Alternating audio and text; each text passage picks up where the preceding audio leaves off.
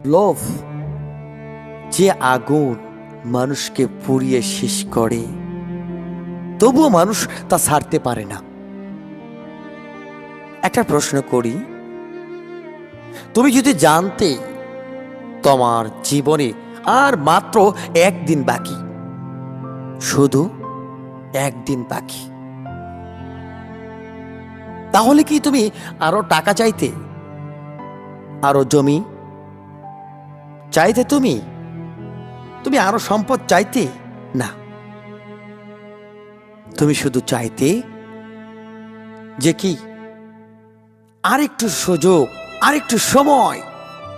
তাহলে তুমি বলো, যে জিনিস মৃত্যুর একদিন আগে মূল্যহীন হয়ে যায়, সেটার জন্য আমরা পুরো জীবনটা কেন এত নষ্ট করি?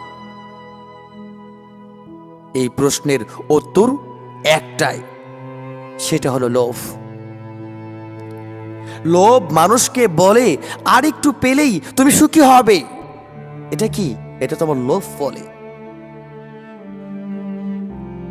একটা বাড়ি, তারপর আরেকটা বাড়ি, তারপর আরেকটা গাড়ি, তারপরে আরো একটু সফলতা অর্জন করি।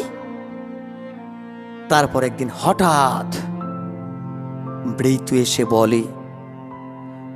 এসে বলে চলো এবার তোমার সব রেখে চলো, তোমাকে যেতে হবে। জানো সবচেয়ে কষ্টের দৃশ্য কোনটা? একজন মানুষ সারা জীবন সম্পদ জমিয়েছে, কিন্তু মৃত্যুর সময় এক গ্লাস পানিও সে কি খাওয়ার শক্তিটুকু তার থাকে না।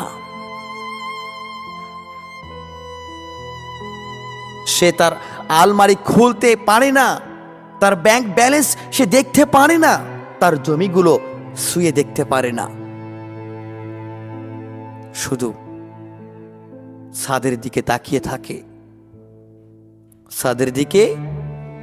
তাকিয়ে থাকে আর বুঝতে পারে যে সে সারা জীবন যা নিজের জন্য ভেবেছিল তার কোনোটাই আসলে তার জন্য ছিল না।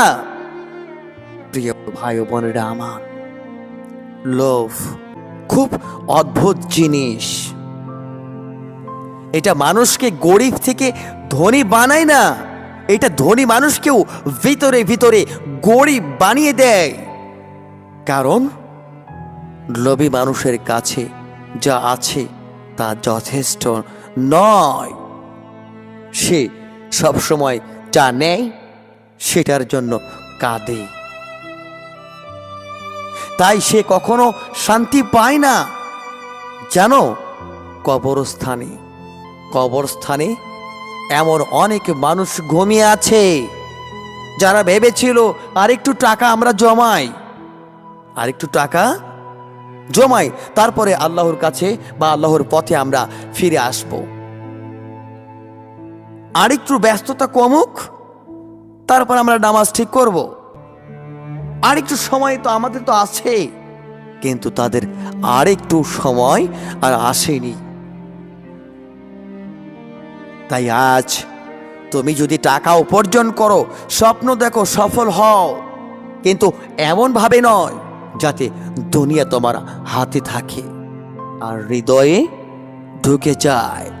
কারণ হৃদয়ে দুনিয়া ঢুকে গেলে সেখানে শান্তি থাকে না। মানুষ পৃথিবী ছেড়ে যায় খালি হাতে, কিন্তু লোভ তাকে সারা জীবন এমন ভাবে দৌড় করায় যেন সে সব কিছু সঙ্গে নিয়ে যেতে পারবে।